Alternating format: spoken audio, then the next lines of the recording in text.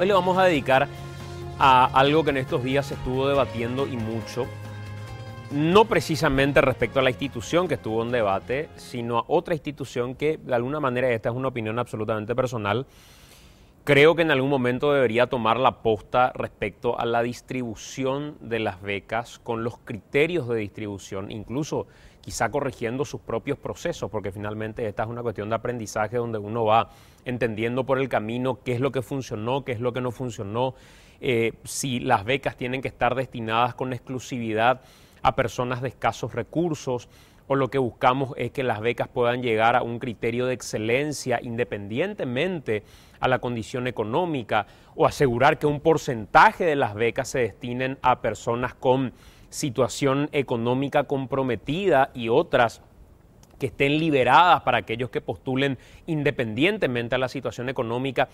Creo que es una especie de debate que hoy podemos tener porque hay elementos de análisis que nos permiten tener un panorama sobre lo que es Paraguay en materia de postulantes a becas, a interés en materia de becas y de alguna manera buscar limitar que el brazo político partidario se meta a distribuir con criterios solamente clientelares, por llamarle de alguna manera, estas becas en particular, como ocurre a veces con gobernaciones, municipios o otras instituciones que tienen la posibilidad de contar con becas donde no importa la postulación, donde no importan los criterios de selección y si existieran se maquillan porque lo único que importa es que haya llegado la ayuda como un criterio de Estado. Hoy vamos a hablar con Federico Mora, el titular de Becal, una persona que tiene una suerte que no tiene muchos en este país, que es sobrevivir a gobiernos incluso enfrentados políticamente en muchos casos. Federico, gracias por acompañarnos, bienvenido. Buenas noches, Santiago, gracias a vos por la invitación. Un gusto estar aquí, un saludo para toda la audiencia. ¿Cuántos años tiene Federico Becal? Y a partir de ahí, en ese tiempo, ¿crees que ya es un tiempo, como decía al inicio, como para poner los papeles en la mesa y analizar y decir, este camino que elegimos es un camino correcto, pero acá nos equivocamos porque finalmente somos humanos y no somos inmunes a los errores?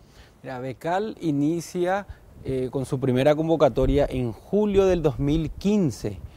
Son ya casi 4 años de trabajo, 1.400 becarios en el exterior, en unos 27 países, una inversión de $65 millones y aprendimos mucho. Yo creo que uno de los elementos que caracterizó a Becal fue esa capacidad de retroalimentar y de poder analizar dónde necesitaba ajustarse. Nuestra guía de bases y condiciones de aquel 2015 a la de hoy varían muchísimo. Varían en ajustes en los criterios, en las áreas de estudio, inclusive en los elementos y la información que solicitamos al postulante. Nosotros fuimos creando un sistema que hoy sí yo creo que está ya bastante sólido de postulación, absolutamente en línea, con pistas de auditoría, con una guía de bases que dice de forma muy clara qué se puntúa y la escala de valor de cada uno de estos criterios, a fin de que cada postulante al cerrar su postulación ya sepa cuál es su puntaje. Y que eso lo que llega a Becal es para una validación, una certificación y un ordenamiento de mayor a menor. Y tuvimos muchos debates. Tuvimos debates sobre si había que incluir entrevistas y si la entrevista tenía o no que puntuar. Nosotros a la fecha hacemos entrevistas, pero por ejemplo no puntúa. Y no puntúa porque no queríamos caer en la subjetividad. Y no queríamos caer en que, siendo todavía un país con una base de científicos en condiciones de crear estos paneles de análisis, puedan tener algún tipo de vínculo porque fue su estudiante o porque tiene algún tipo de vinculación con la investigación o porque está dentro de esa línea, etcétera. Porque nosotros no somos un país, por ejemplo, como Chile, que tiene 7.000 o 8.000 investigadores escalafonados.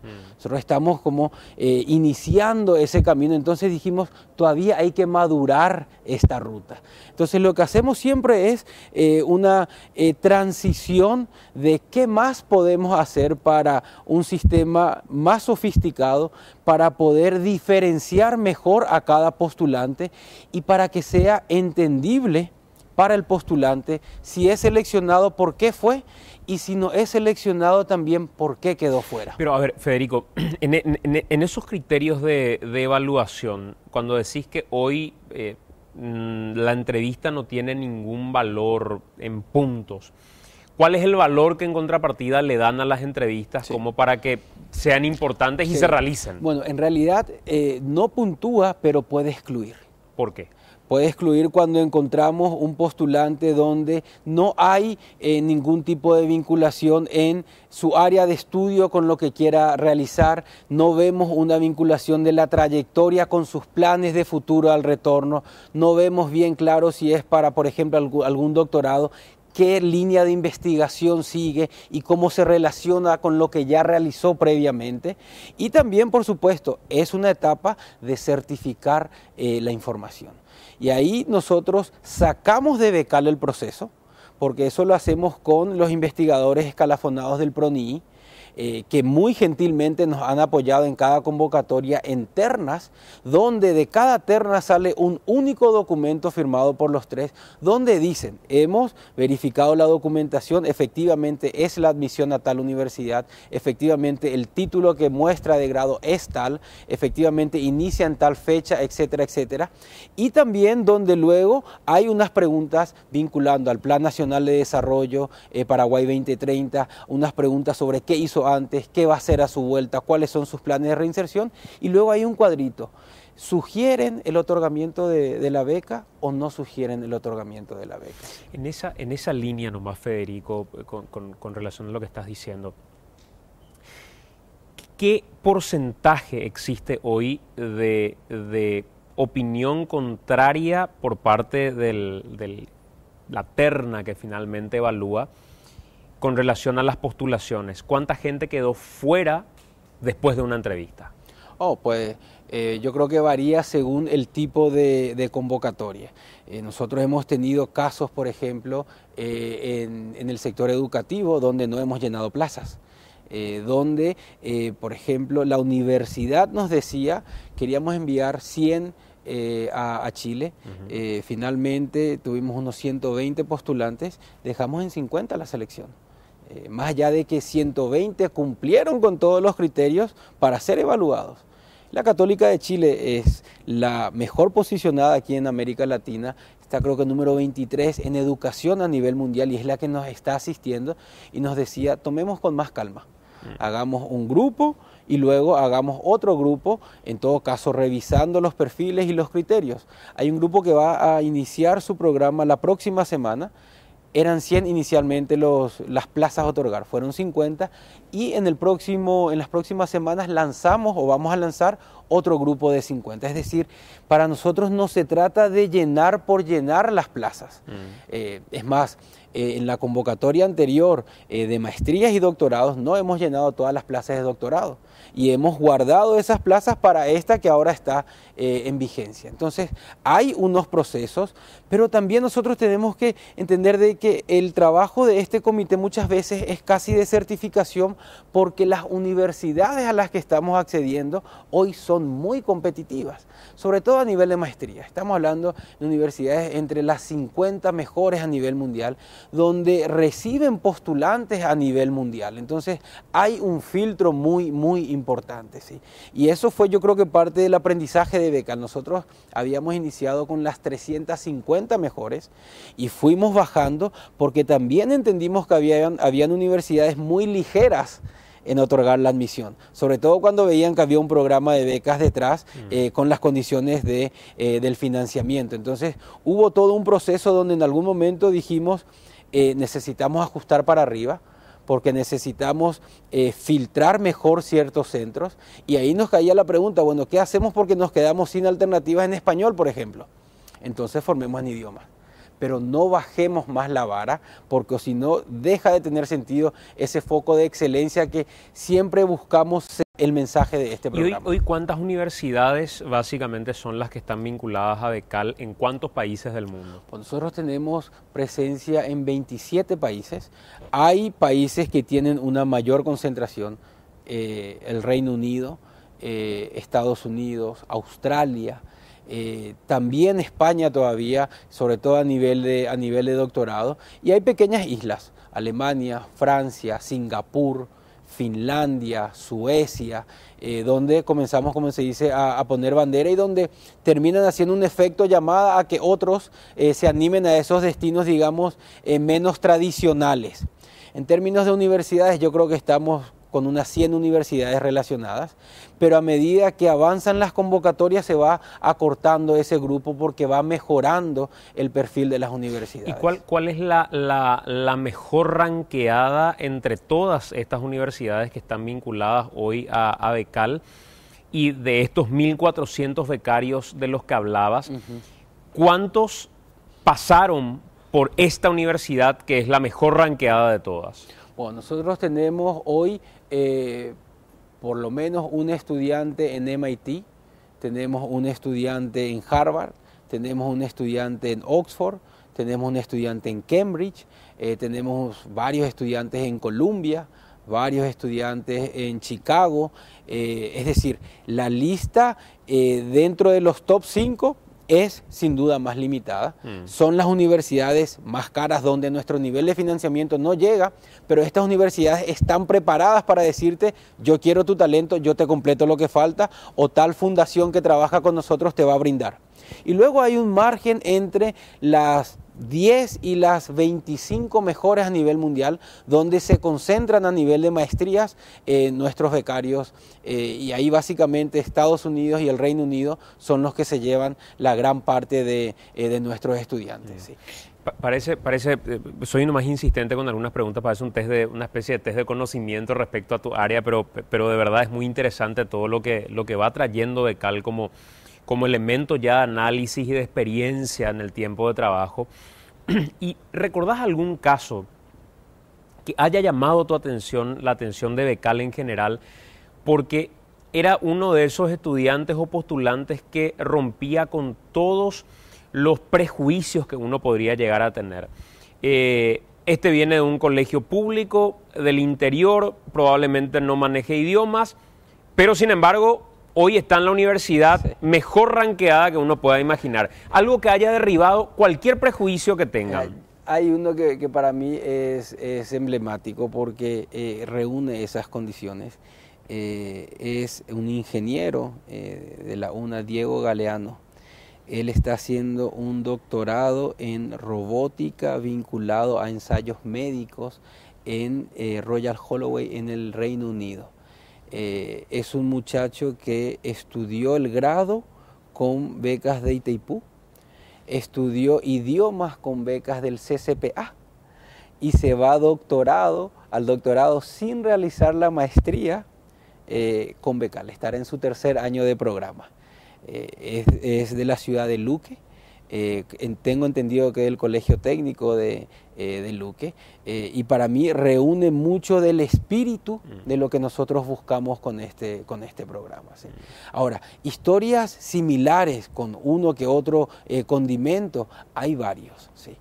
Nosotros hoy encontramos, y eso ya, como se dice, fehacientemente con los datos, de que el perfil del becario de Becal es un estudiante básicamente de clase media. Te cuento que, y tengo datos, en el 86% tiene declarado ingresos menores a 9 millones de guaraníes. Claro, uno diría 9 millones de guaraníes. Aquí, 9 millones de guaraníes para estudiar en el exterior. Y dentro de eso, otro 5% por debajo del salario mínimo. Tomamos como escala el último informe del PNUD que hace esa clasificación.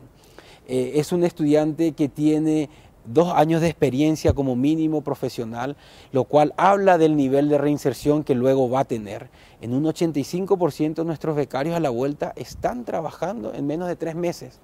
Tiene un promedio nuestro becario de 27 años, es una persona ya madura, 75% soltera.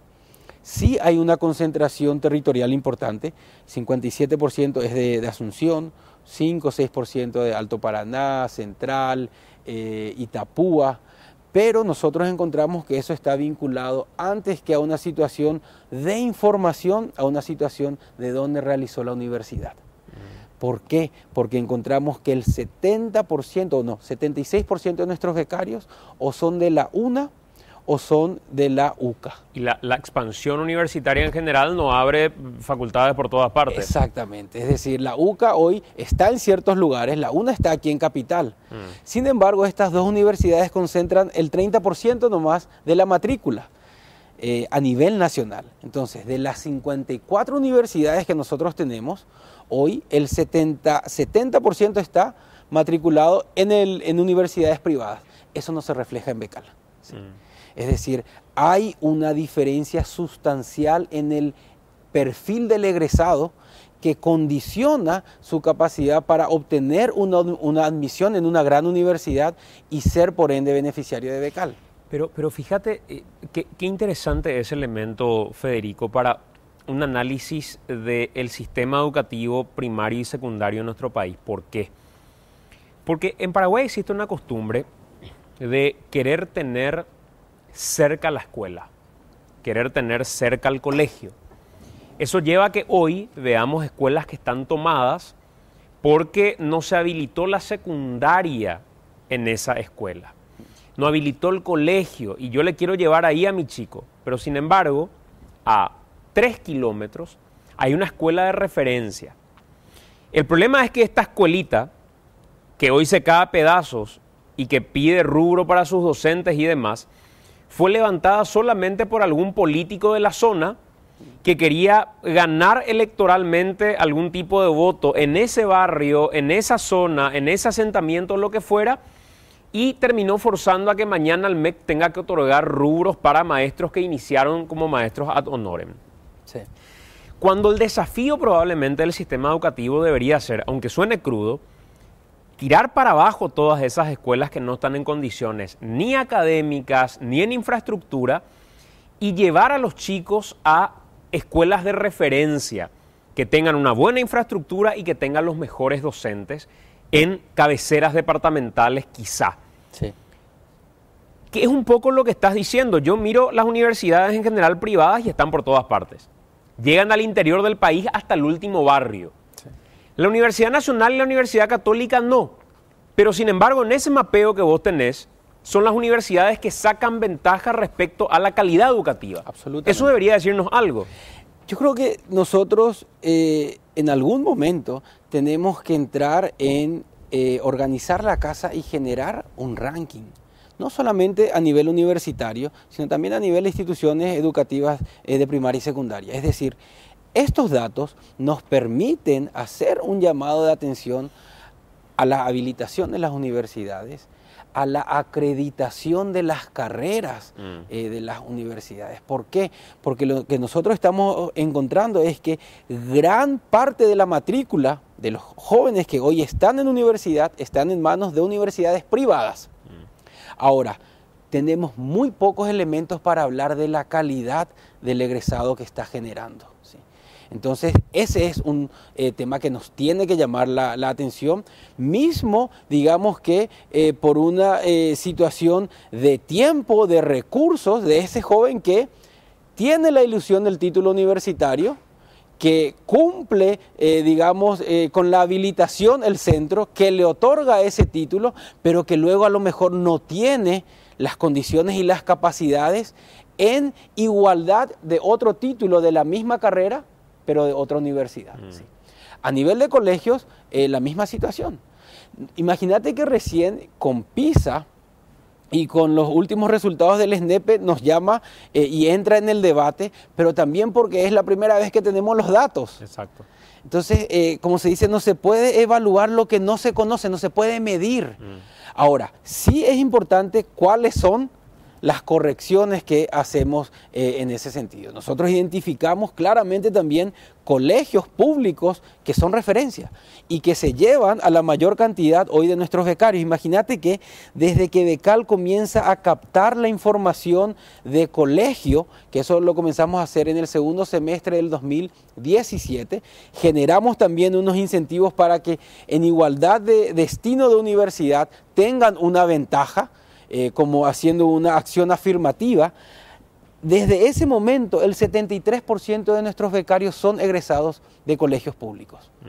Y tenemos colegios públicos de referencia cabeceras a nivel nacional. Colegio Técnico Nacional, Colegio Nacional de la Capital, Colegio Nacional Fernando de la Mora, Colegio Regional de Educación Saturio Ríos. Es decir, son instituciones emblema. Entonces nosotros hoy tenemos, como se dice, a nivel nacional, un gap demasiado grande.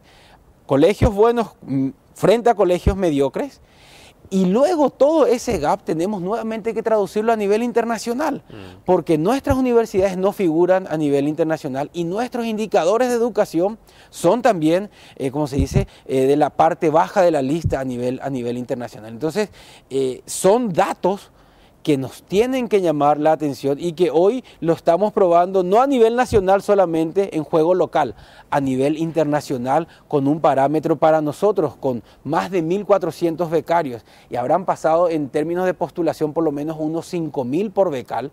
Yo creo que ya son datos sustanciales que nos permitan una base para poder tomar decisiones.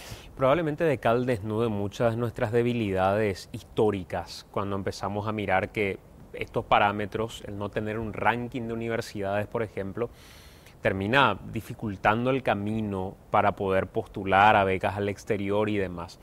O para que en un país de libre oferta y demanda, efectivamente abra las puertas a una universidad, pero que yo tenga la información respecto a si es una universidad que me va a permitir una calidad educativa mínima como para poder competir en un mercado.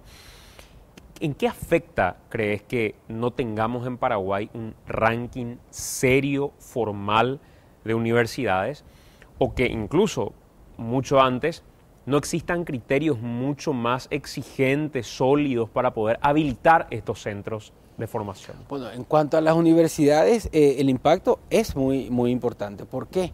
Porque lo que estamos encontrando es que dentro del escenario en el que se maneja Becal, de buscar capacidades a nivel nacional, básicamente podemos recorrer todo el país, pero sabemos que las capacidades están en estos 2 centros nada más. Y ese es un dato relevante. ¿Por qué? Porque implica también un sinceramiento con ese joven que está haciendo una inversión, pero implica también un golpe de tuerca a los procesos de habilitación, y un golpe de tuerca a lo mejor doble para los procesos de acreditación. Nosotros todavía no iniciamos el proceso, por ejemplo, de la vinculación de horas cátedra con créditos para que las asignaturas que realice aquí un estudiante pueda ser reconocido en el exterior. Imagínate que estamos haciendo, pues también con Becal por primera vez, la movilidad universitaria. ¿Qué implica? Que un estudiante de una carrera del Paraguay puede hacer un semestre en una carrera del exterior. ¿Qué es lo que nos preocupa? ¿Cómo se va a traducir la asignatura que cursó en el exterior? Y si la universidad aquí en el Paraguay le va a dar o no por válido, porque no está arreglado cómo hacerlo. ¿Sí? Es decir, en términos de margen de crecimiento para internacionalizar la educación paraguaya, educación superior universitaria de nuestro país, estamos todavía absolutamente en fases iniciales. ¿Sí? Entonces, de ahí que es muy difícil que ciertas universidades del exterior tomen otras universidades paraguayas en confianza y decir, confío en tus notas. Confío en el nivel de excelencia, porque han pasado por Becal expedientes de 5 absolutos. Y nos da, como se dice, la pauta, porque es como se dice, o un estudiante demasiado brillante donde en los 5 años de carrera no tuvo un solo 4, o el sistema no le está dando el nivel de exigencia necesaria. A tal punto en que te va a llamar la atención, Becal no mira el promedio universitario, ¿Sabes por qué no miramos? Porque hay demasiada diferencia entre una universidad exigente y una no exigente. Y estaríamos premiando al que tiene promedio 5 de una universidad no exigente frente a aquel que tiene promedio 3 en la misma carrera, pero de una universidad exigente. Entonces, ese es el nivel todavía de falta de maduración de nuestro sistema en estandarizar los criterios de calificación para poder tener unos parámetros a nivel nacional que puedan ser confiables para que nosotros digamos, este es un criterio válido y es absolutamente transversal a nivel nacional. Tenemos que hacer la pausa. Estamos hablando con Federico Mora, titular de Becal. Hay algunas preguntas que va haciendo la gente también a través de las redes y que nos gustaría trasladarle. Preguntarle si por fin tienen un plan de inserción de los becados al mercado laboral y al sector académico nacional, o siguen con su modelo a lo Carlos Antonio López, como si no viviéramos en un mundo en donde se necesitan capacitaciones constantes. Algunas de las preguntas, muchas de ellas vamos a conversarlas a la vuelta de la pausa. Hacemos el corte, en breve estamos de vuelta. Estamos de vuelta a través de Noticias Paraguay conversando con Federico Mora.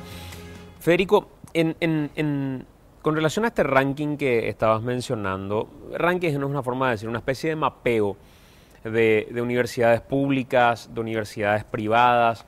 Siempre existe un prejuicio con relación a que en los colegios, sobre todo, creo que a nivel universitario no tanto, que en los colegios, sobre todo, llevan una ventaja aquellos que son privados. Y llevan una ventaja porque tienen educación de más calidad. Eso se refleja también en lo que Becal logró mapear y qué parámetros tiene Becal como para rankear esto de alguna manera y decir, el colegio americano está situado en la anteúltima ubicación, pero en contrapartida el Colegio Técnico Nacional lidera este mapeo. ¿Cuáles son los criterios? A ver, yo creo que es una de las creencias a lo mejor equivocadas que solemos tener de que la educación privada por definición sea mejor que la pública. Lo que nosotros encontramos es una serie de colegios privados, muchos concentrados aquí en la capital y seguramente algunos en Ciudad del Este y otro en Encarnación, que sí tienen resultados posiblemente muy superiores en infraestructura y tecnología a la media, pero fuera de esto, y que puede ser una veintena de colegios, pare de contar. El resto de lo que tenemos a nivel de institución privada educativa en el amplio del territorio puede tener igual condición que cualquiera de la educación pública, generalmente limitada. Y eso nosotros lo encontramos también en nuestros datos, es decir, fuera de estos 5 o 7 colegios de renombre privados de Asunción, no hay otro dentro de nuestra lista. Es decir, no encontramos un colegio privado de Coronel Oviedo que se haya, como se dice, colado en la lista. ¿Y Ciudad del Este? De Ciudad del Este puede haber, por eso te digo, o de Encarnación puede haber, pero es un mito esa creencia que per se es, o por definición es mejor. No es así. Ahora, lo que nosotros sí también encontramos es que hay colegios nacionales que son emblemas, y que en términos del perfil que genera no tiene nada que envidiar a los mejores privados. ¿Sí?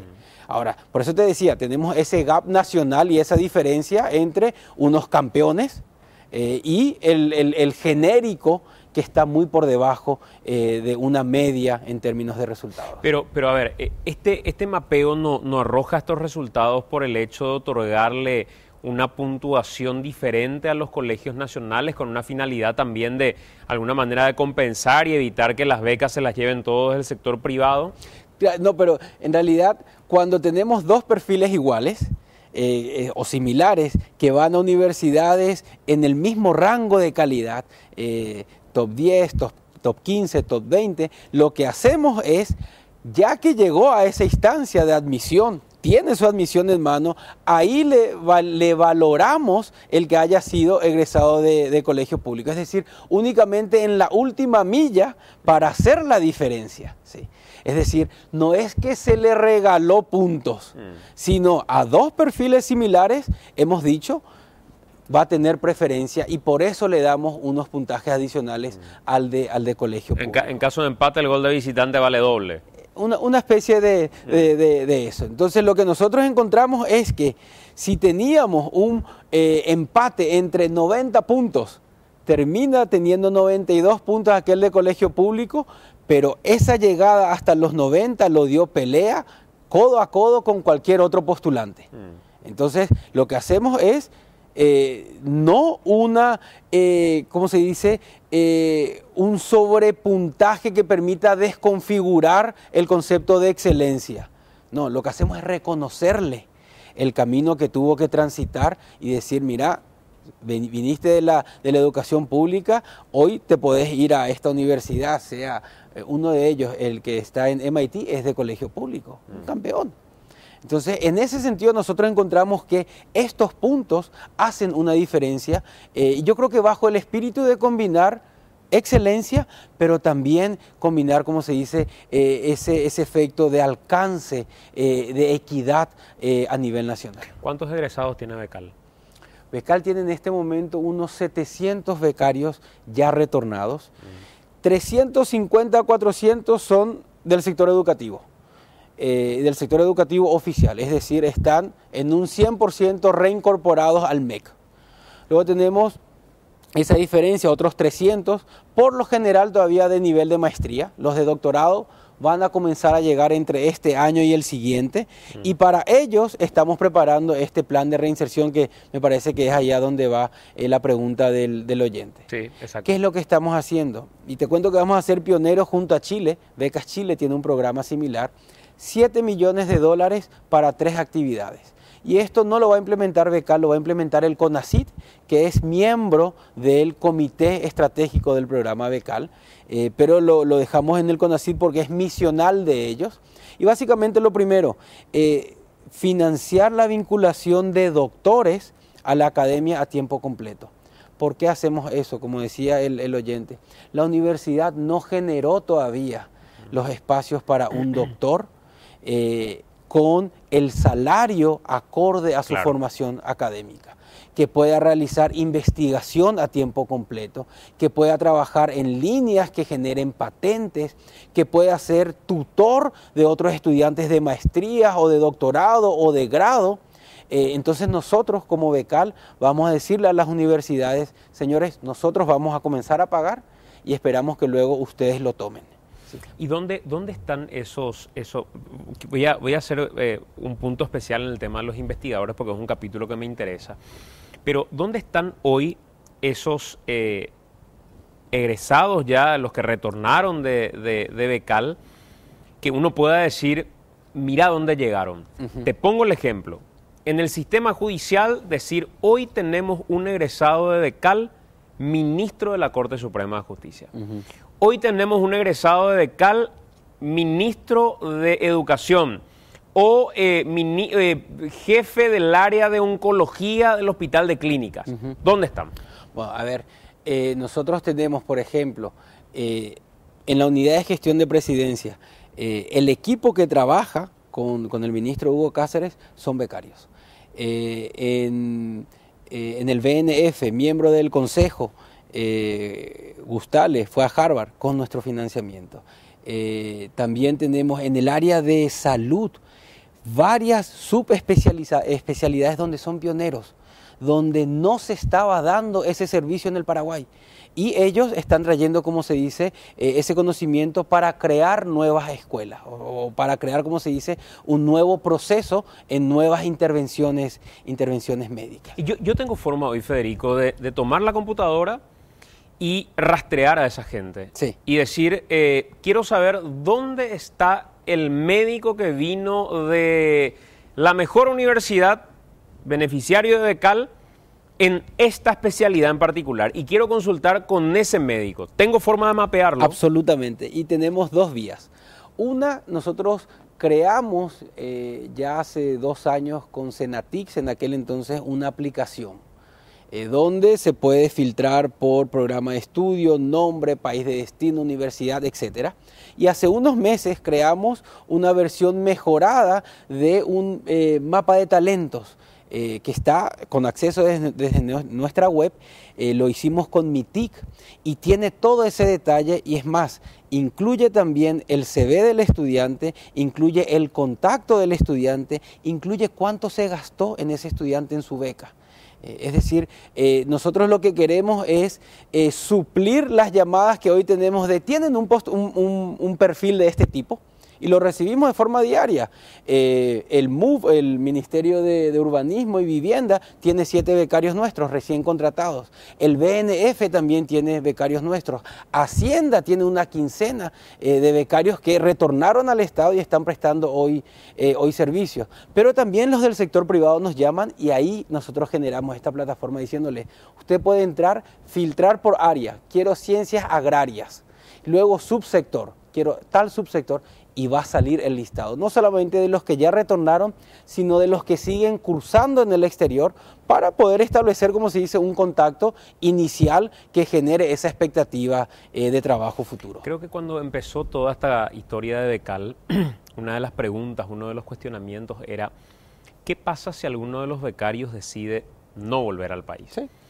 Y la respuesta era, hay una fórmula que tiene que ver con la devolución también del dinero que se invirtió y un montón de otras situaciones. ¿Ya tienen experiencias de ese tipo? Tenemos unos 10 casos. 10 casos. Sí. Y están totalmente mapeados y con el acuerdo de devolución firmado. Sí es una cifra absolutamente baja para lo que se espera o de la experiencia de programas de la región. ¿Sí? En ese sentido yo creo que existe un deseo de retorno y ahí es donde muchas veces nos perdemos en el discurso de no tengo oportunidad en el Paraguay. Yo no creo que sea tan así a vista de los datos que tenemos. A ver, 10 sobre 700 es un bajísimo porcentaje. Te cuento más, nosotros tenemos un sistema donde 6 meses antes de que retorne el becario le hace como un correíto y le dice, estás por volver. Acordate que tenés que apostillar tu título, que podés pedir pasaje recién cuando rendiste tu último examen y nos vas a presentar el certificado de que no hay nada pendiente, ahí te compramos. Llega al Paraguay y ahí, ¿dónde estás trabajando? ¿En qué cargo? ¿Cuánto ganás? Todos esos datos hoy tiene Becal. Yo ahora terminé de escribir un artículo sobre los nuevos productos de Becal, la movilidad y los idiomas. El siguiente es sobre la reinserción, porque hoy la base de datos que tenemos ya es muy rica. Nosotros sabemos que tienen un salario de entrada que está entre los 5 y los 10 millones, dependiendo del área y de la experiencia laboral previa. Sabemos que lo vinculan con la universidad a medio tiempo, es decir, trabajan y luego van a la academia. Sabemos también que 1/3 de los que son de maestrías eran del Estado y están reincorporados al Estado. Y sabemos también que hay un grupo que decidió hacer el emprendimiento propio. A todos ellos, igual con este fondo de reinserción, queremos darle una mochila, porque yo creo que el gran foco de estos próximos 5 años va a ser no solamente el enviarlos, sino el generar una plataforma consolidada para recibirlos. Entonces te decía, el primer producto va a ser vinculación a la academia, el segundo es financiar proyectos de investigación con centros de investigación nacional y con universidades nacionales, y el tercero viene para aquel que está en el tema de la innovación y quiera, cofinanciado con una empresa, sea pública o privada, iniciativa, hacer un proyecto donde sea para incorporar nuevas tecnologías o procesos a la empresa. Y estos 10 que no volvieron, ¿qué razones argumentaron? ¿Quedaron ya como una especie de contratación directa a aquellos lugares a los que fueron o por qué no volvieron? Sí, recibieron una oportunidad profesional. Yo creo que hay que también contar y con todo esto de las universidades y los perfiles que generamos. Dentro de estas universidades hay unos cuantos perfiles que son absolutamente de primer nivel. ¿Sí? Así como hay grandes barreras de acceso. El idioma es una barrera y el conocimiento del proceso de cómo llegar a una universidad internacional es otra barrera. Y para eso sacamos estos nuevos productos. Pero hay un grupo de perfiles que decís que es absolutamente brillante y te das cuenta de eso. ¿Sí? Entonces, nosotros, ¿qué es lo que queremos? Reducir toda posibilidad de fuga de cerebro. Y por eso dijimos, lo que hoy ya tenemos en el país es una alta demanda, pero igual falta más. CONACYT tiene instrumentos para traer a los investigadores, tiene Prociencia, tiene el PRONII, tiene la posibilidad de equipar laboratorios, de financiar proyectos de investigación. Igual nosotros dijimos, queremos un producto exclusivo para los becarios porque esta es una inversión con recursos públicos y no queremos que haya fuga de cerebros. Federico, es algo que está en nuestro ADN de alguna manera, el Teshaga'u. ¿Pasó con alguien en todo este tiempo que haya ido y que a mitad de camino haya dicho, la verdad que extraño mi país, extraño mi familia, extraño a mi novia, mi esposa, mis hijos, quiero volver, dejo todo esto por acá? Sí, hemos tenido. ¿Cuánta gente? Poca. A ver, recuerdo un caso puntual, una docente del MEC, que a los 15, 20 días decidió retornar y la verdad que sentimos mucho. Pero no deciden retornar porque Becal dejó de enviarles lo que tenía que enviarle, porque no tenía dinero, porque no tenía forma de sostenerse, porque no era lo que... Yo creo que hay que también dimensionar que para muchos casos, sobre todo los del sector educativo, ¿por qué ponemos tanto énfasis en que haya un componente en educación? Muchos están saliendo por primera vez. Es la primera experiencia de conocer diferente, de ver otras realidades, de visitar otros colegios de sistemas mejor adaptados que el nuestro, de conocer otras mallas curriculares, etc. Y como se dice, ese cambio de atmósfera cuesta. Y nosotros sabemos que a los docentes, inclusive a los que van aquí cerca a Chile, el país con los mejores indicadores en América Latina, le cuesta muchísimo. Y nos dicen, nosotros no estamos acostumbrados a este nivel de exigencia o de lectura que nos hacen. Y nosotros le decimos, ustedes se fueron para eso. Vuelven y ahí yo creo que comienza la valorización de eso. Y muchos luego nos dicen, realizamos ahora una especialización, ¿podemos hacer un doctorado?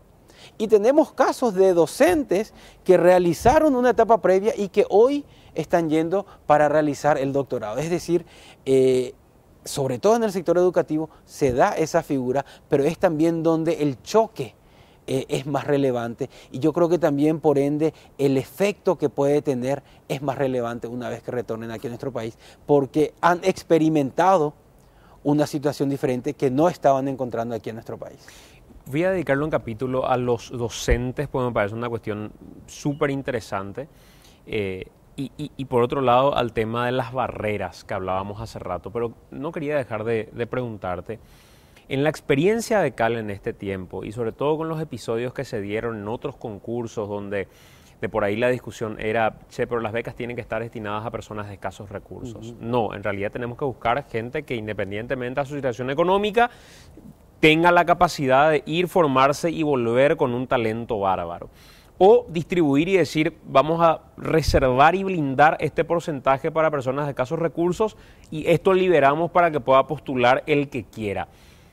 ¿Cuál crees que es la fórmula de lo que se debería implementar en materia de becas como para que sea una selección justa para el que tiene escasos recursos y no tiene posibilidades, es de escasos recursos y no tiene posibilidades económicas de competir, pero en contrapartida que tampoco sea injusto el sistema para que el que tiene talento, tiene capacidad, es de una clase media y alta, pero lo que es clase media alta en Paraguay no le permitiría jamás solventar un estudio en el extranjero?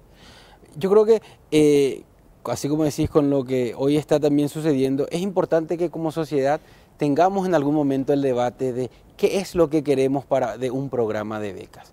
Y yo creo que son compatibles el poder brindar un criterio de excelencia y brindar un criterio de equidad. ¿A qué me refiero? Partamos del criterio de excelencia. Poco sentido tendría becar a quien, independiente a sus recursos, no tenga, como se dice, un talento o no tenga un perfil brillante al que, digamos, requiere potenciarlo.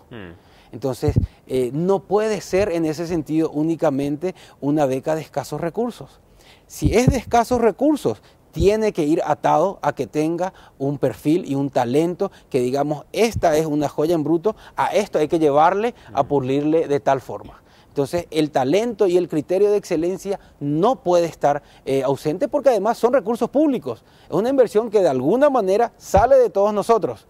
y poco sentido tendría poner ese dinero en quien a lo mejor no sepa aprovechar, valorar y darle sentido y multiplicación a esa inversión. Ahora, partiendo de ese criterio de excelencia, existen absolutamente varias formas de darle equidad. Y eso implica, por ejemplo, como lo hace Becal, tenemos dos perfiles iguales, gana el colegio público.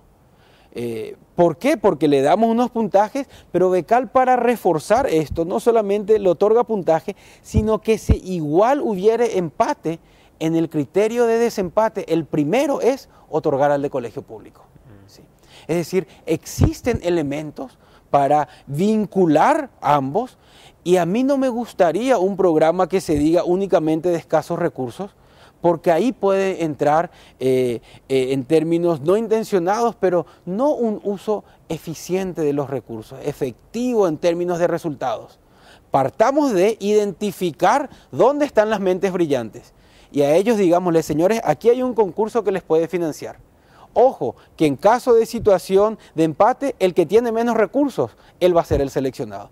Y eso yo creo que bien reglamentado, bien escrito, en conocimiento, es absolutamente viable. Y es el camino que a Becal le gustaría seguir madurando. Sobre todo, ¿sabes por qué, Federico? Por eso que decías hace rato, una persona con un ingreso, hablabas de 9 millones de guaraníes, decías, ¿qué puede obtener en el exterior en materia de formación? Y poco y nada. Y claro, poco y nada. Pero sin embargo, si esos 9 millones se trasladaran a la realidad de Paraguay, probablemente estaríamos hablando de una persona que ya está en la clase alta. Absolutamente. O sea, esos son nuestros parámetros con respecto a niveles sociales que no nos dan un parámetro de competencia. ¿Sabes qué? Es lo mismo que decías. No es lo mismo un 5 de una universidad privada que un 3 de una universidad como la Católica o la Nacional. Así mismo. Ese es el parámetro final. Mira que llega a tal punto en que muchas veces nos decían aprieten más en la parte socioeconómica. Nosotros hoy tenemos los números de ingresos y un estudiante o un profesional muy difícilmente supere esa barrera, pero estando en esa barrera aquí en nuestro país está muy bien o muy cómodo, digamos, para el nivel de costo de vida. Ahora, eso no implica limitarlo, porque fuera estamos hablando de 50.000, 60.000 o 70.000 dólares. Sí. Y muchos de estos que hoy reciben este honorario lo hacen por trabajos que están prestando. Se acaba el trabajo para pedir el permiso y no hay más este ingreso. Exacto. ¿Sí? Entonces, son elementos que hacen a la naturaleza del tipo de becas que maneja Becal y del perfil que maneja y que administra en términos de crear una competencia sana, transparente y que pueda combinar equidad con excelencia sobre todo. Vamos a hacer la pausa, son las 9 de la noche con 53 minutos, todavía tenemos que hablar de docentes y la experiencia que se tuvo con ellos, tenemos que hablar de esta cuestión de qué le espera al que vuelve y dónde sobre todo desarrolla el talento que tiene, con un sistema universitario que a veces termina privilegiando a ciertas cúpulas y camarillas que manejan las universidades o al talento que trae gente nueva que renueva de alguna manera también el sistema universitario, el criterio universitario y la visión respecto a la investigación que debe existir en una universidad. Hacemos la pausa, en breve estamos de vuelta. Ando en esta conversación con Federico Mora, titular de Becal. Federico, la experiencia con los docentes. Mira que esa es una cuestión interesante, porque incluso en la formación docente local, el problema que se tenía, además del TSAGAU que sumábamos hace rato, era que terminaba convirtiéndose casi en un imposible a quién se iba a seleccionar porque era luego cupo de tal político, porque entró luego gracias a fulano, porque no tenían tiempo para capacitarse, porque tenían que trabajar a la mañana, tenían que trabajar a la tarde, llegaban a la casa y tenían que cuidar de sus hijos. Sí. Entonces, como para hacer alguna capacitación ya no quedaba ningún tiempo realmente. Sí. ¿Cómo hizo Becal primero para seleccionarlos y para cubrir todos esos peros que imposibilitaban una capacitación interna, de hecho, del docente? Bueno, a ver, nosotros distinguimos, por ejemplo, cuando fueron grupos a España para nivel de maestría, el perfil era de entrada el tener la licenciatura. Nosotros sabemos que de los 75.000 docentes aproximadamente que tenemos en el sistema, el 75% es de formación de licenciatura, de tecnicatura nomás luego. Es decir, ahí ya generamos un primer filtro donde 20.000 podía ser nuestros potenciales clientes.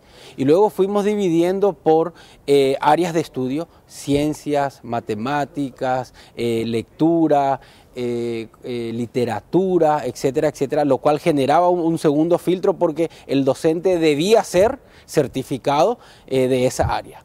Luego tomamos otro criterio que es los años de servicio en el sistema. ¿Por qué? Porque lo que nosotros queríamos es que sea lo menos posible, que implicaba de que estaba todavía fresquito dentro del sistema, pero que también su retorno iba a ser mucho mayor en el futuro. Entonces, a partir de estos criterios nosotros fuimos, como se dice, generando los filtros para ir clasificando un universo que al hablar de 75.000 es muy grande, pero al generar filtros no es grande. Nosotros sabemos que dentro de los profesores de matemáticas o de ciencias a nivel nacional, solamente el 30% tiene también licenciatura, el resto son de tecnicatura, entonces directamente no aplicaba para los grupos que queríamos a nivel de maestrías o luego de doctorados. A tal punto en que terminó siendo un desafío demasiado importante para Becal llenar los cupos de los docentes. Luego generamos también especializaciones donde no era un requisito la licenciatura, sino que lo abrimos un poco más. Y ahí fuimos incluyendo perfiles que no eran necesariamente de docentes de aula, sino de todo el esquema de directores, subdirectores de colegios, de escuelas regionales, coordinadores, técnicos supervisores, pedagógicos, académicos, etcétera, etcétera, etcétera. Y fuimos dándole a cada uno de esos elementos un puntaje conforme al tema de estudio. Si el tema de estudio iba a ser la innovación en la malla curricular, bueno, estos son los perfiles que aplican, el resto no aplica. Y no va para docente de aula porque no es un tema de docente de aula, es un tema de planificación. Si era un tema de innovación en la gestión educativa, entonces prioridad, directores de colegio. Segunda prioridad, vicedirectores de colegio. Tercera, coordinadores departamentales. Y a todo eso le fuimos dando peso con puntos y también relacionando con los años de servicio. Entonces, todo ese cruce, además de estar, como se dice, con el cargo en ejercicio, además de tener las certificaciones y acreditaciones correspondientes, etcétera, que luego, ¿qué es lo que hacíamos? Un proceso primero de postulación, donde podían entrar 200, 300 para 100 plazas, y luego le entregamos a la universidad, por darte la última experiencia, a la Católica de Chile, y le decimos, señores, estos son los perfiles. ¿Qué les parece? Y ellos nos dicen, por darte un caso, en esta última, no vamos a llegar a 100, hagamos 50. Pero que sean buenos 50. Entonces se genera un nuevo filtro en ese proceso. Lo más fácil hubiese sido para Becal, tomemos a los 100, generamos números, cumplimos metas, quedamos bien con los docentes porque nadie queda excluido. Pero sí, yo creo que el espíritu dentro del comité del programa siempre fue llamar la atención sobre eso, a tal punto en que luego, ya de manera casi informal, llamábamos a uno de los docentes que ya retornado al Paraguay les preguntamos cómo fue la experiencia, qué te gustó, qué no te gustó, qué tal las horas de trabajo. Iban, así como efectivamente decía el programa de estudio, se cumplieron tantas horas, etcétera, etcétera, etcétera. El equipo o el sector educativo es para nosotros el más difícil. Es un grupo al que cuesta sacarle de la zona de confort, como se dice. Y cuesta sacarle más allá de que con el MEC se generaron ciertas condiciones favorables. Por ejemplo, hoy el docente va con goce de sueldo. Eso implica que la familia que se queda no se ve afectada. genera el reemplazo en la vacante que va quedando, pero todavía, como se dice, no está vinculado a futuros aumentos, por ejemplo, donde por mérito se vayan ganando ese camino. Entonces, hay todavía, yo creo que ajustes en ese sentido. Y la capacidad con la que llegan no es remunerada con lo que cuesta. A eso me refiero, a que ese retorno cuesta porque no ven un incentivo económico a la par. Si bien ahora yo creo que se está haciendo una concentración en que el docente al que vamos a dirigirnos no es el docente de aula, es el docente de formación de pares, exclusivamente. Es decir, no intervenir en el que hoy está dando clases a los chicos, intervenir en el que está formando al futuro docente. Y que eso pueda tener, como se dice, un efecto multiplicador de que la apuesta sea a la nueva camada que va a llegar. Y ese es el enfoque que le estamos dando. A eso quiero apuntar, al retorno de ese docente. ¿Dónde está el que volvió y por qué está en ese lugar respecto al impacto que puede generar para multiplicar conocimiento, para multiplicar talento y para que se genere una onda expansiva? Yo creo que hay varios elementos. Una es que aquel que, por ejemplo, director de colegio, vuelve a su dirección y tiene proyectos e ideas. El otro día se fue a visitarme una profesora y me dice, misión cumplida, coordinadora, aquí están las computadoras que yo estaba buscando para armar mi aula tecnológica. Aquí están mis docentes capacitados en tales temas. Es decir, muchos tienen mucho apego a su comunidad y mucha intervención directa y contacto con ese espacio de docentes y su entorno y desean quedarse ahí. Muchos otros quieren mayores responsabilidades y yo creo que también ahí hay que entender que el MEC no tiene una flexibilidad importante porque no siempre tiene los incentivos para dar. Básicamente el poder vincular la responsabilidad con un aumento salarial o responsabilidad en el cargo, como se dice. El MEC es un aparato muy grande y en ese sentido sí también encontramos que muchos docentes, o no solamente docentes, directores, no siempre encuentran a la vuelta esa expectativa que tenían, ¿no? Y por ende, ahora yo creo que el giro es apostemos a un grupo cerrado, que es al que va a formar a las próximas camadas de docentes. Y ellos sabemos que van a retornar ahí porque queremos que retornen ahí y ahí deben estar cómodos porque el conocimiento que tienen ya no va a ser para el aula de los chicos, es para los próximos que van a ser docentes en el futuro. ¿Y cuánto tiempo llevan en el país aquellos que ya retornaron, digo, de los docentes? ¿Y qué experiencia tienen con relación a ese efecto multiplicador, ese efecto de expansión de conocimiento en su entorno? A ver, dependiendo de los momentos de llegada, Becal, su primer grupo docente lo habrá lanzado en el 2015, llegó en el 2016, otra camada en el 2017, otro grupo llegó ahora a fin de año, ¿no? Yo creo que sí sería, y cada uno de ellos trae sus proyectos donde nosotros sí tenemos sinergias que se fueron creando. Es decir, encontramos departamentos donde un docente que fue a Colombia, pero otro que fue a Chile, otro que fue a España y otro que fue a Francia, se unen, fueron a estudios diferentes y hacen trabajos conjuntos. Trabajos conjuntos me refiero a que hacen seminarios de formación a sus pares, a que hacen actividades vinculadas a la planificación de su zona. Hay un grupo muy fuerte aquí en Central, por ejemplo, que activamente lo hace y me suele enviar, digamos, los reportes de los avances en ese sentido. Ahora, también encontrar el efecto o verlo en una estructura muy grande también tiene, digamos, su dificultad. Nosotros creemos que el impacto en estos primeros que fueron de aula es muy dentro de la comunidad educativa a la que pertenecen. Y también un efecto de invitación a que otros postulen. ¿Por qué? Porque hay todavía zonas donde nosotros encontramos que si no fue nadie de ese departamento, sigue sin ir nadie. Pero si ya fue uno, a la siguiente van 2 o 3 o 5 más. Entonces hay un efecto llamada invitación que genera, como se dice, ese animate que vale la pena, no solamente por lo meramente académico, es una experiencia de vida, y esa formación y esa experiencia que trae también tiene una influencia positiva y un efecto multiplicador en el chico que está tratando o en el docente al que está dirigiendo como director de colegio, etc.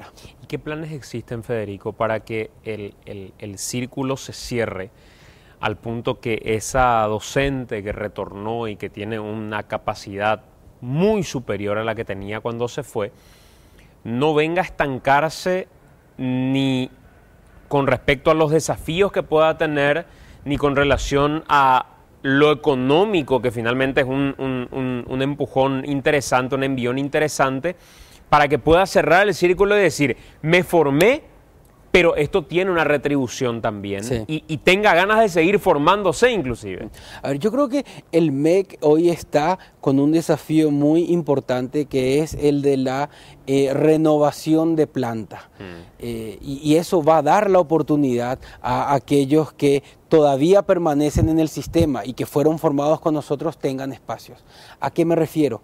Becal solicita y puntúa a que mientras más años de retorno, mayor puntaje recibe. Es decir, queremos el docente que va a prestar 25 años y lleva 5 recién, y le tenemos por 20 años más. Y así, como se dice, vamos haciendo la escalera para el proceso de selección.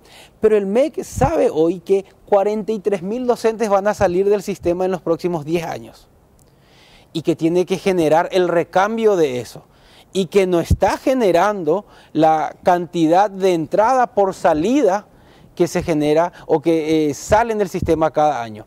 Esta es una oportunidad. El problema sería que el recambio venga de los institutos de pésima calidad que en muchos casos operan en este país. Pero por eso te decía, exactamente. Y ahora la nueva, o como se dice, la apuesta es no necesariamente al docente de aula con el chico, al docente formador de pares, que es esa nueva camada que tiene que entrar. Entonces ahí hay un efecto multiplicador de ese conocimiento, y hay, como se dice, esa posibilidad de un impacto más transversal, porque estoy dando o transfiriendo ese conocimiento a aquel que va a ser docente en el futuro. Te cuento algo más. Becal ahora lanzó la movilidad universitaria, un semestre en el exterior. Uno de nuestros proyectos es no solamente mirar al chico universitario convencional, sino mirar al chico que está haciendo la universidad para ser docente en el ICE, en el Instituto Superior de Educación, y a él llevarlo un semestre al exterior. Es decir, a aquel que está haciendo la licenciatura para ser docente, y poder impactar ya en él, en su proceso de formación. No llegar tarde al docente que ya está en ejercicio, sino comenzar a mirar a las bases. Y yo creo que ese es la hoja de ruta que ahora también se está preparando en conjunto con el MEC.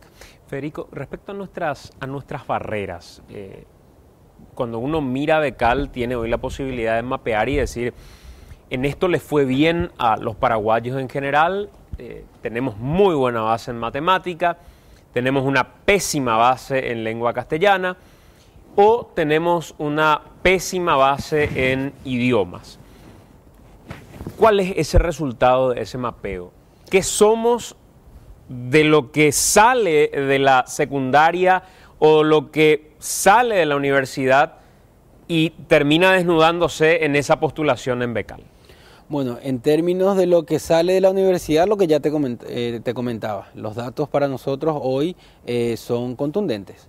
Hay 2 grandes universidades que marcan la diferencia, que son referentes en la educación superior.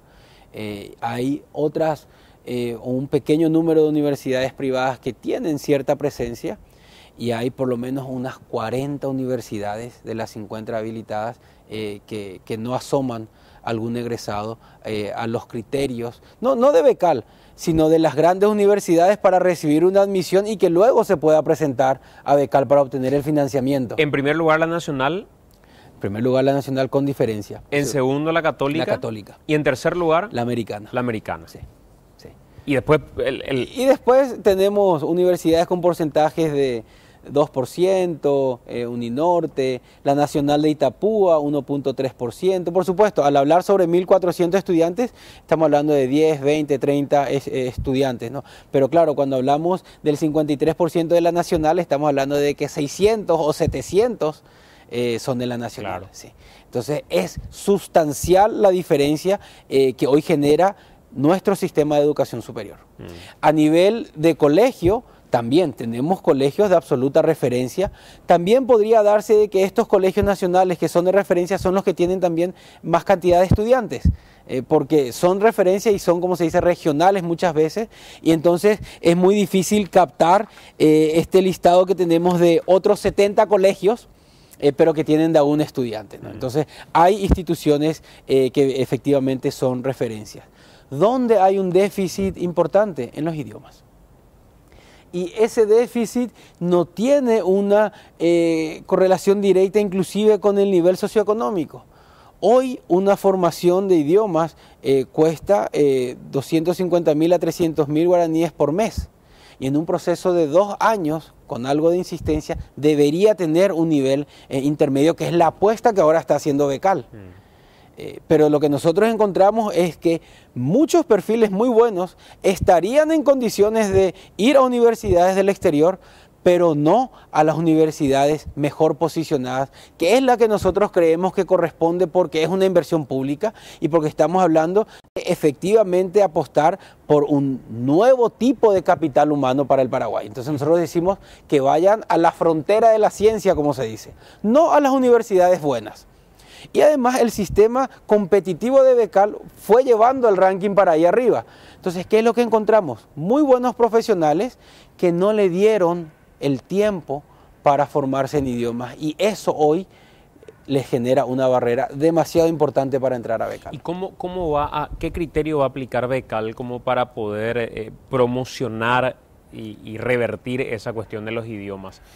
Apuntar directamente a aquellos que tienen la capacidad como para posteriormente quedar y postular en una beca, a una beca que sea ya un prerequisito, como una especie de entrenamiento antes de tomar la beca para la que eventualmente postulen, o de manera indiscriminada. El que quiera eventualmente postula, independientemente de que mañana sea bueno en idiomas, pero termine siendo muy malo para postular una beca al exterior. Bueno, nosotros creemos que vamos a tener una demanda muy alta de formación de idiomas, y decimos creemos porque sabemos que siempre se abarrota el Ministerio de Defensa cuando lanza sus cursos, no alcanza la capacidad para la demanda que existe.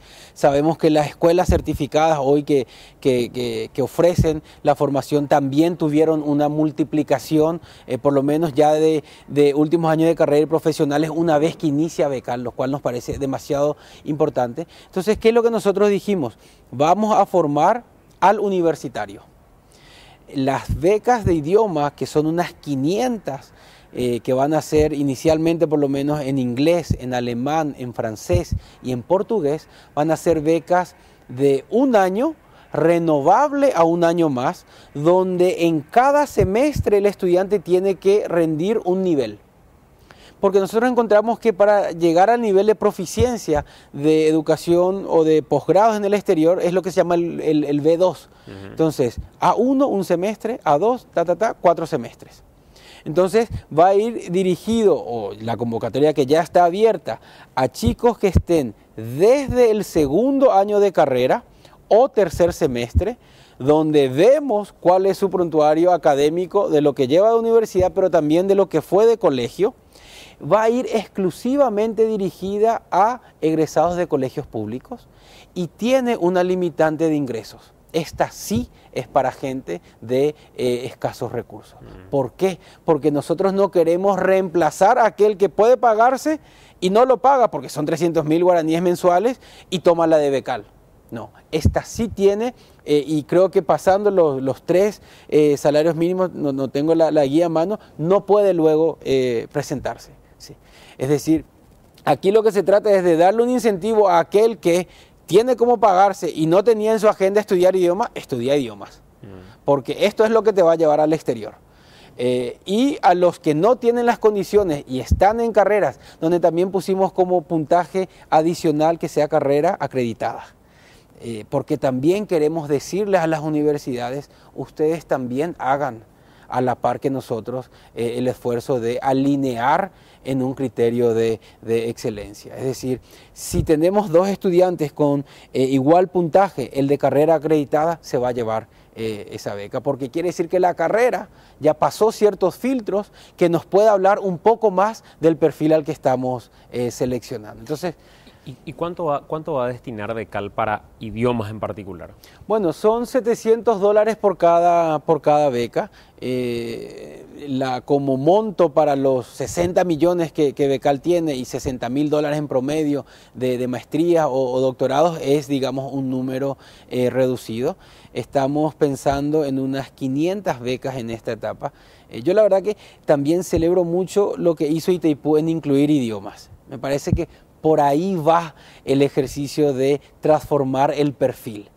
Muy bien, como se dice, el foco en infraestructura que se hace y las demandas que se hacen, pero también tenemos que darle foco a qué es lo que se está enseñando y qué es lo que hoy se encuentra en la malla curricular obligatoria de nuestros chicos en colegio. Entonces, yo creo que este paso que da Itaipú va en línea a lo que también Becal está haciendo, porque estamos comenzando a mirar más allá. Y no se trata el equilibrio con el gap nacional, se trata pensando en esa diferencia que tenemos a nivel internacional. ¿Qué futuro hay para el investigador en este país, sobre todo el que vuelve, sabiendo que, como decía hace rato, las universidades de referencia siguen siendo tomadas por camarillas, por cúpulas que manejan de alguna manera, y que si uno no pertenece a ese equipo finalmente no entra, si el rector no es algún padrino, no tiene cabida como para investigar? Si fuera investigador, finalmente los parámetros para lo que haya que investigar no tienen ninguna relación con las necesidades en general de la comunidad. ¿Qué futuro hay para aquel que viene con una capacidad importante, pero que sin embargo no tiene un espacio en la universidad para investigar? A ver, yo creo que el Paraguay hoy tiene redes incipientes donde el CONACYT jugó un papel muy importante en brindar los incentivos para que eso se vaya fortaleciendo.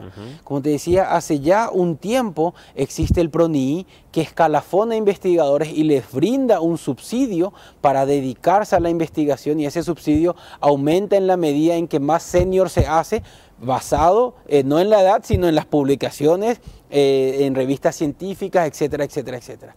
Hay un fondo que también le tienen para equipar laboratorios, para financiar investigaciones.